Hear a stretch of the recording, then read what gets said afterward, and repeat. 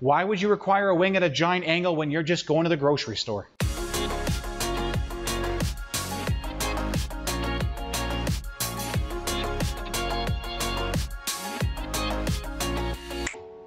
Wings, wangs, and aerofoils. There really is a fine line that you're walking when we're talking about aesthetics and performance. I know for me, I was really trying to focus on the latter, which is performance. A wing serves purpose way beyond its looks. Yes, oh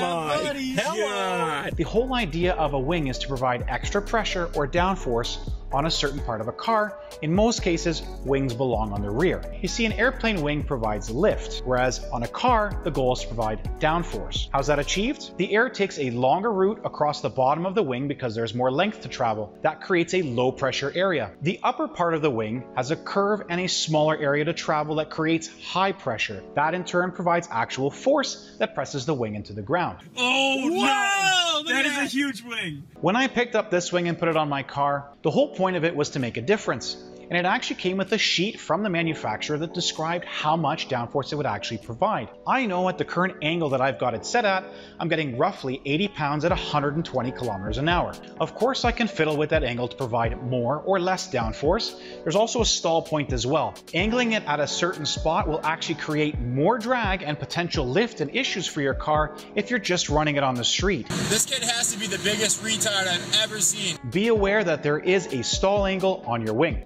Maximum downforce may also be inefficient. Why would you require a wing at a giant angle when you're just going to the grocery store? Holy freaking ricer wing. Now, I'm a casual driver who really enjoys going to the track. Does my butt feel it when I'm going around? Probably not, but there is a lot of people who have said they do notice a difference. This is a high-speed section where coming off the straightaway, downforce will actually plant the rear of the car better to a car that maybe doesn't have a wing. One thing I do know is that this wing isn't as efficient as it could be on my car. You see, this wing isn't meant for my convertible. It's actually mounted really low onto the car, which means it's ineffective with regards to how much airflow comes around the cabin. By raising up the wing with these spacers, I can actually get more of it into airflow and make it more efficient. A lot of race series will provide regulations as to the size of the wing and placement of the wing because it really can make a difference in terms of how they affect a car's performance. So if you're talking about an equalizer with regards to aerodynamics, nothing makes a bigger difference than a wing. So today I'm going to take you through why this little spacer makes a difference. Okay, that's enough of my face. I'm going to work here. You can just listen and watch. So the deal is that I'm trying to raise this wing to make it more efficient. Let's go back to the airplane scenario here.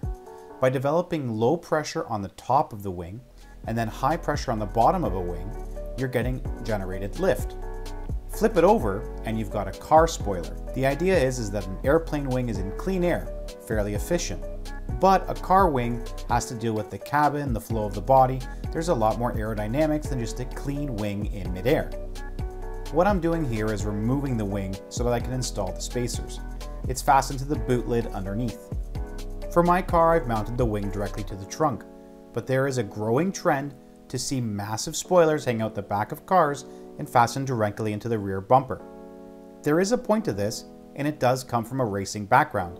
The idea that a spoiler is fastened directly to the frame or directly to the chassis of a car to deliver the maximum torque and pressure of downforce into the chassis. What a lot of people don't realize, and I'm showing you a perfect example of a well-balanced car here, is that a large spoiler needs to be offset by front aero as well. Be that a splitter, be that canards. The idea that the torque of having a large wing in the back can actually lift the front of the car. Speaking of torque, check out the brute strength I'm using to pull out these uprights. Just kidding. The spacers here are 2.5 inches and they are directly from the manufacturer, which is APR Performance.